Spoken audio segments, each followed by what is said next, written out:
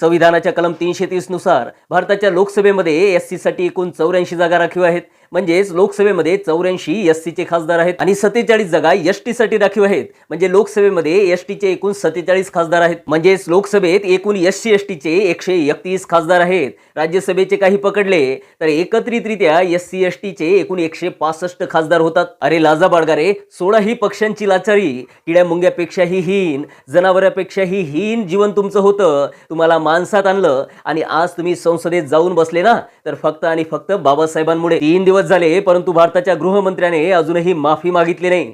जर तुम्ही सर्वांनी मनावर घेतलं ना तर एका क्षणात गृहमंत्री माफी मागेल. आणि तरीही मागत नसेल ना तर एससी एसटीच्या एकूण खासदारांपैकी अर्धे खासदार बीजेपी आणि त्यांच्या मित्र पक्षाचे आहे.